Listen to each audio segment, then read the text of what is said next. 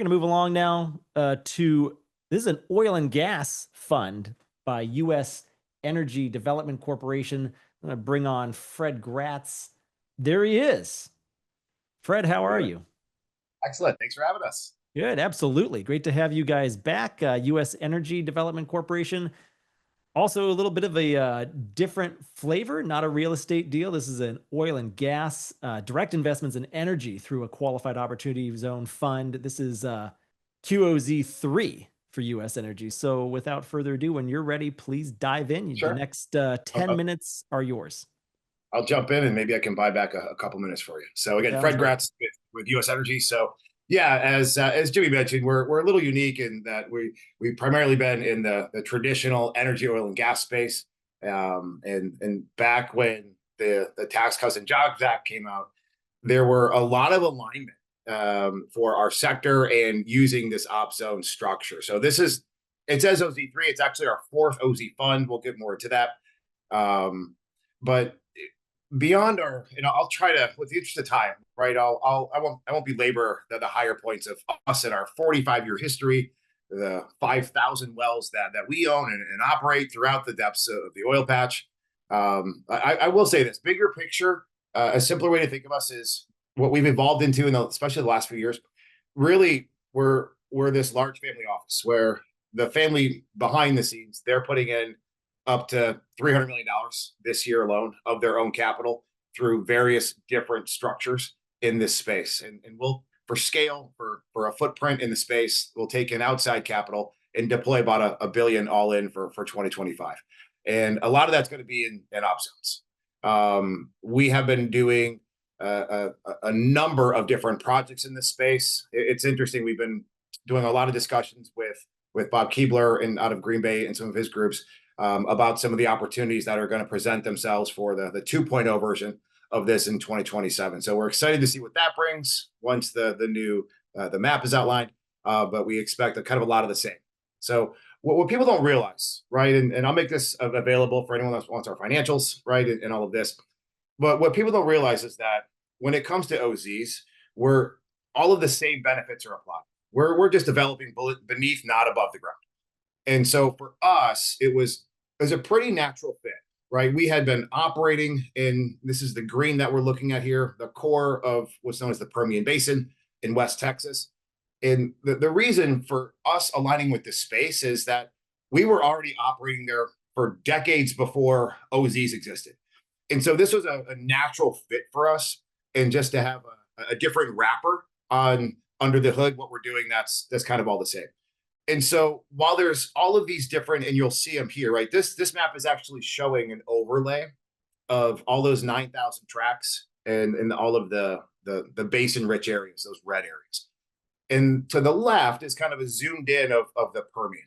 And one of the reasons we like this is that, and we've kind of stayed about 90% of our portfolio base here, is that this is where a lot of predictability comes from, right? So our structures are more stay rich, not get rich. And so over time, our capital base has come to demand from us tax benefits, but repeatability, right? And then they want tax benefits and repeatability. So that's what we're trying to build. We spend a lot of time on things like big data. We spend a lot of time on the geo part of things because we want to model out and know what our production is going to be before you go and drop 13 million on a well. And we're doing hundreds of wells in one fund, right? So it's the big stuff. It's diversified. One of the more prideful points of this is that from our perspective, one of the bigger, I guess, more missing things in a lot of structures out there is skin in the game, right? So what this is saying is that we're the largest investor in everything we do. So over the last few years, that number has grown. How much we put in, or I should say they, because I'm not a part of that family, but they're putting in their own cash in these assets. So this year it's pushing 300 million that they're putting in. So they'll be the biggest investor across every fund structure that we do. And for us, it's a way to have just true alignment with investors, address things like conflicts of interest, and have skin in the game, right? And really kind of have everything aligned on the other side. So it's allowed us to develop a lot of cool synergies with our investor partners by just being the biggest investor. And we actually look at the numbers. these days, our top line income, north of 80% of it is coming from this, coming from the assets that we own pari passu to our investor partners. So when we kind of look at a bit more of the why, right? When we first got into structuring these years back, we looked at the marketplace, and the entire Permian was labeled an op zone. So as I mentioned, we were already there. That was a good fit, but it was also about the marketplace, right? In other words, investors for years, this has somewhat been addressed, but especially the first 3, 4, 5 years of OZ structures, investors were basically asked to park capital for a decade in an area that they may or may not want to be geographically invested in. And they were, for the most part, given a little bit of a black box of return profiles, right? If you're going to park capital for a long period of time, access to it or cash flow from it are typically items that investors want. So my point with saying that is that in the oil and gas structure, you can abate a lot of those initial concerns going in, because these assets generate so much fast, heavy cash flows out of the gate, where investors really aren't waiting. There's a short wait; it's about 6 months. But the short of it is they're getting a tax-free cash flow stream of 6% a year that's graduated. They're going to then, in the second bullet point here, they're going to get a discounted value in 2026. And I'm going to spend just a minute describing that, because this is a little bit unique to the space, where someone puts, say, $1 into the fund, that dollar of that gain, well, normally you're paying cap gains on $1 next year, right? Or whatever that deferral was. In the energy, oil and gas space, we can actually use a suppressed value. And technically we have to lower book values across the board for all of our funds each year. So when that dollar gets revalued at 60 or 70 cents, that's by design, because now your tax bill is not based on $1, it's based on that 60, 70 cents, right? So about 30% or so of your tax bill will go away because of how we're required to report valuations. So it is a natural fit, or there's a natural win there for investors because of that.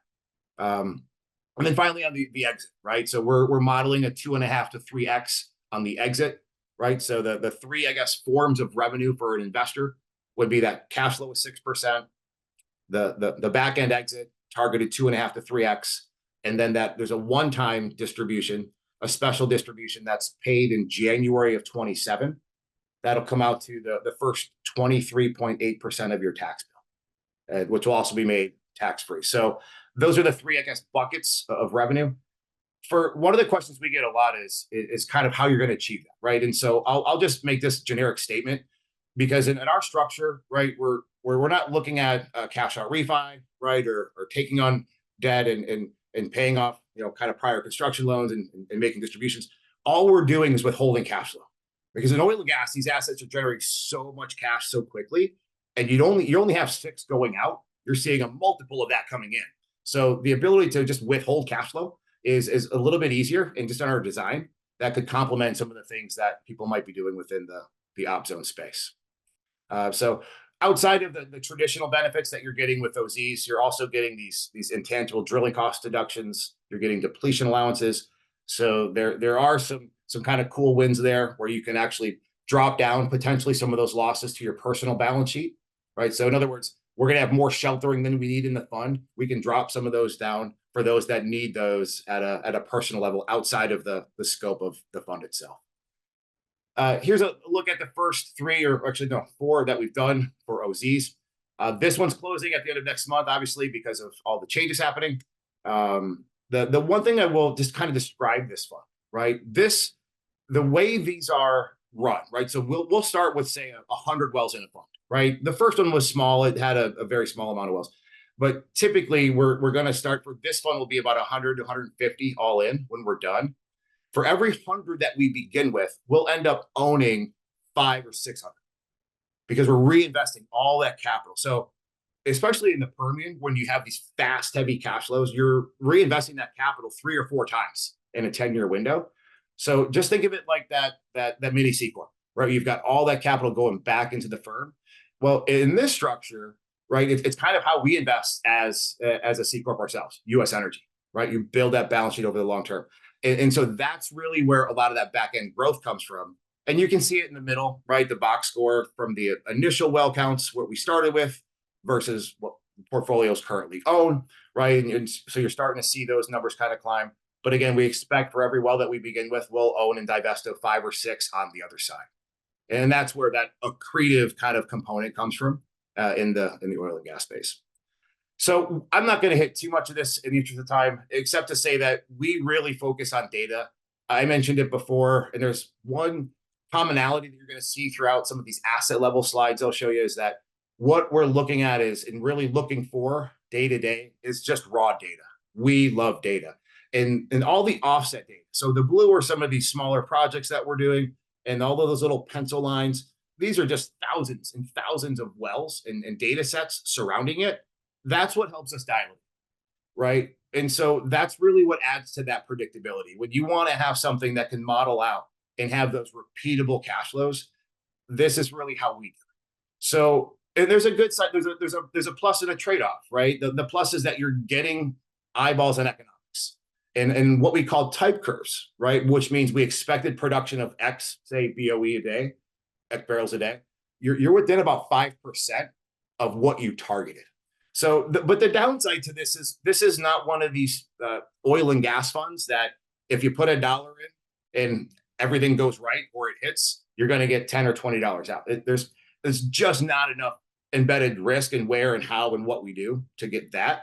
But you do have that repeatability for investors that are looking for those higher risk adjusted returns, right? And that's kind of really, I think, what has made us the lion's share of our market, a smaller market nonetheless.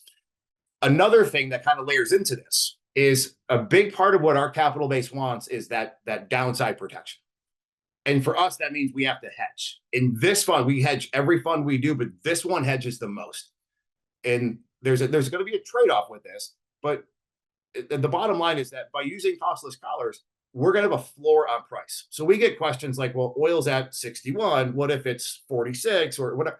The reality is there's ways around that. And that's if you're structured properly, right? So we joint venture with the majors like Oxy and Shell and Devon and XTO and Chevron and you name it. And that relationship has allowed us access to all of those deals with the big data behind it. It's that relationship that allowed us to go out and have these kind of hedging mechanisms that were kind of locked to us in the past. But this is really what gives us that ability to have that baseline of protection. So in this fund, we'll hedge up to 60% of our production. But that also could mean we'll limit some of the upside, right? So just kind of know it's both sides of the coin. But we do that because investors want to know, hey, Jimmy, if I put $1 here, how do I know I at least get my $1 back plus my tax benefits? And it's because of this. So we can get more back into it. With that said, the fund structure itself, there was an error here. It's 400 million on the actual capital size ending in December. K1s, they're done pretty quickly. We try to get those out by the first week of March each year. And anyone has any questions on some of this stuff, I'm happy to kind of dial that back in. We do a lot of work with CPA firms. So if anyone wants a tax analysis run, right, to kind of say, hey, show me the uprights based on my information, we can do that. We have tax handbooks and all kinds of stuff. So, with that, I think I'll kind of take an off ramp here to me. I didn't have my timer going, so I wasn't able to gauge. So, oh, we're close enough to on time. We're running a little late. I got you started late. We're gonna get to our next presenters in just a minute here. A couple questions for you. David wants to know, what asset do you actually invest in? What assets does the fund actually own? The fund itself will go out and drill a portfolio of assets. It'll own about 150 wells in one single fund. So you have a pro rata portion. This is a look at just a handful of them, the where, the what, and whatnot. But you'll own a collection of just over 100 up to 200 wells in one in the production of those. Good. Can you show that contact information slide again? Edger and probably a couple others are wanting to get that last slide there. Oh yeah. Let's see. Is there an option for an existing opportunity zone fund to invest directly into your projects? Well, so at the moment, no, because the new law is looking like it'll allow that, right? Going from a QOF into a QOF. Actually, no, that hasn't that hasn't been worked out yet. I'm hoping that might be a regulatory update from the But it's IRS, but the statute right, doesn't but it's define not. that. But it's not allowed right now. Right now, Correct. It's not allowed right now. right. Yeah. That's what I was trying to say. We don't know. But the short answer is not right now. We don't have a QOZB, which we would need to kind of plug into your F, if that makes sense. Hmm. Working on. We're trying to wait to see what the new legislation does. Sounds good. Well, I think we're out of time. We're out of questions. Fred, it's been a pleasure hearing from you today. Love hearing from U.S. Energy Development Corporation. Hope you guys have a great rest of the year, and we do more of this in 2026 and beyond with you guys. Really appreciate it.